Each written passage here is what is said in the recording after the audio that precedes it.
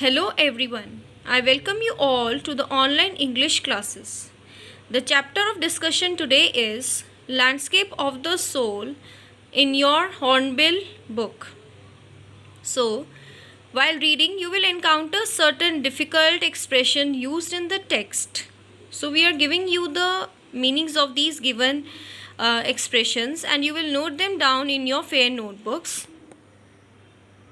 So, these expressions are anecdote, a short entertaining story about a real person. Next is delicate realism, quality of art which makes it seem real.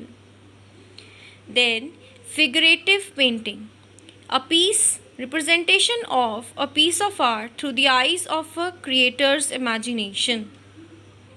Next is illusionistic likeness, that is, technique of using pictorial methods to deceive the eye. Next, conceptual space, relation with abstract instead of factual representation required for understanding concepts. So, write down all these difficult expressions with their given meanings in your fair notebooks. So, children, before jumping into the chapter and discussing and giving you the whatever stories are involved in this chapter, I'll give you a little insight, a little chapter sketch of this chapter. The writer contrasts Chinese with European arts by recounting two stories about Chinese art and one story about the European art. So here, the author, the writer, Nathalie, she compares two given sets of arts of two countries and she makes a contrast. What kind of conceptualization each country has for the art. The European wants a perfect likeness, whereas in Asia, art is the essence of life and spirit.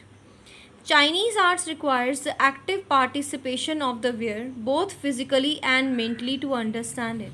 So, here you can make out that both the countries, both the arts of the country have different kind of conceptualization.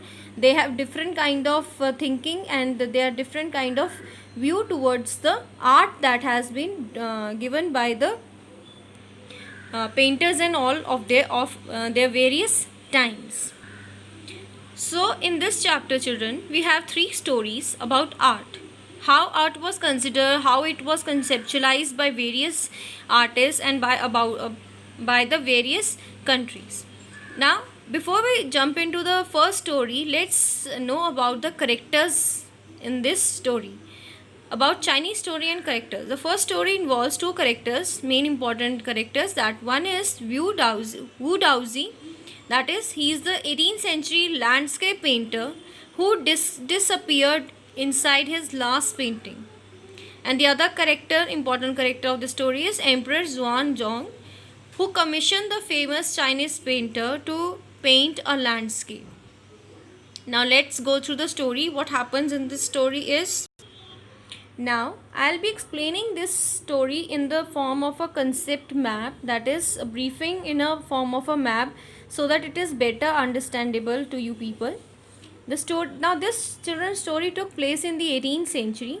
What happens is, Chinese Emperor Xuanzong commissioned Wu Daozi to paint a landscape. So he was invited, he wished a good painter, the best painter of his time, that is Wu Daozi, to paint the landscape.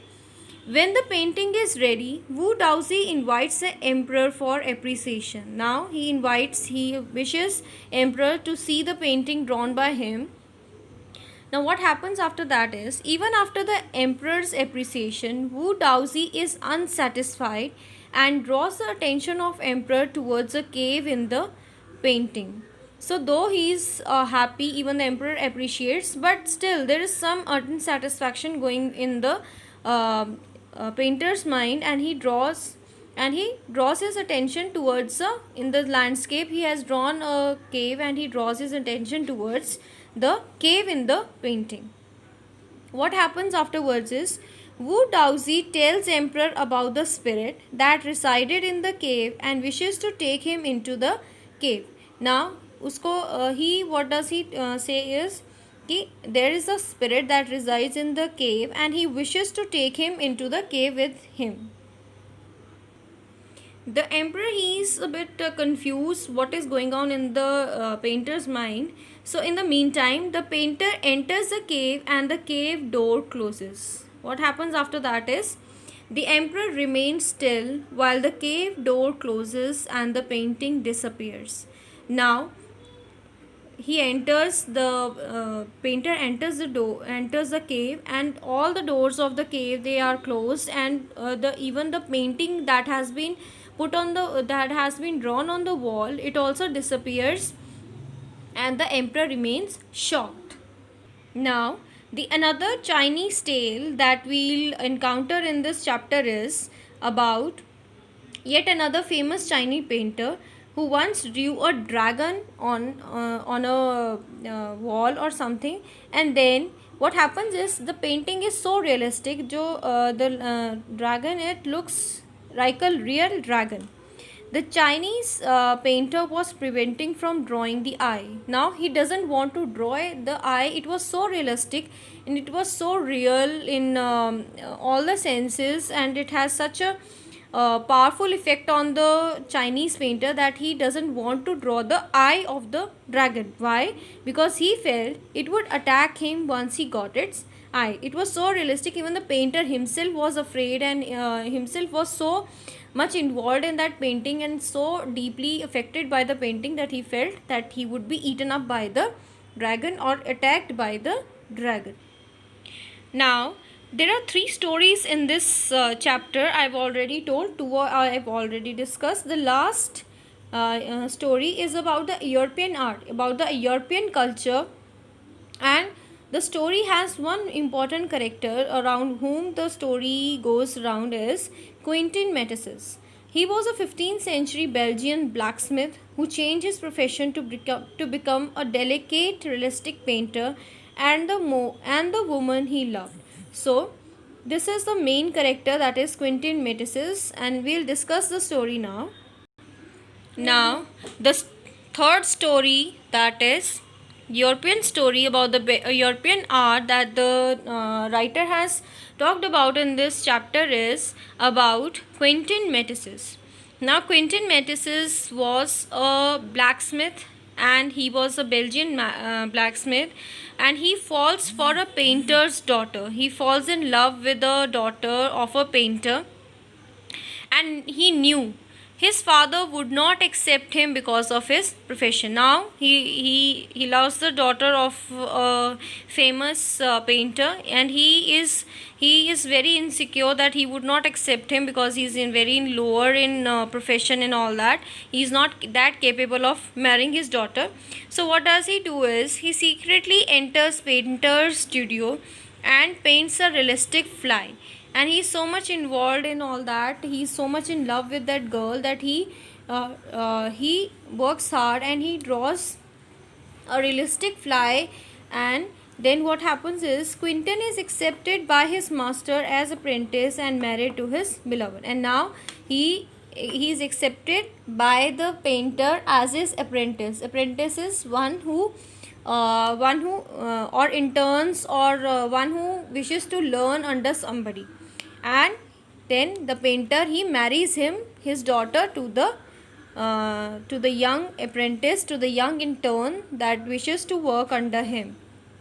And children, these are the three stories that define the two kinds of various cultures that have been discussed in this chapter. One is Chinese and the other one is European culture.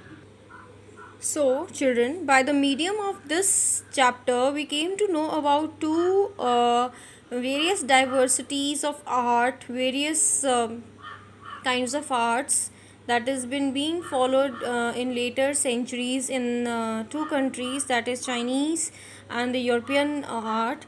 So Chinese paintings, children, are based on philosophy of Taoism. The Taoism means, Tao means path or way, the way into mystery of universe. Okay, and Chinese paintings are abstract in nature as they can't be defined and have to be felt or experienced. account as was given by Wu Daozi, who wanted the emperor to feel his art and to feel the inner quality, feel the inner spirit of what was being shown to him by Wu Daozi. And the another set of art that we read in this chapter is European painting, that is more illusionistic. So illusionistic means, so children, illusionistic likeness we already used in this chapter. This is what the European art is all about. So illusionist likeness we already discussed, that it means a technique of using pictorial methods to deceive the eye. They were so realistic that they could deceive the eye whether it was a real piece of art or it was just a painting. So I hope the chapter is clear, and kindly make notes as been given in this video. Note down them in your notebooks for better understanding and better learning. Thank you.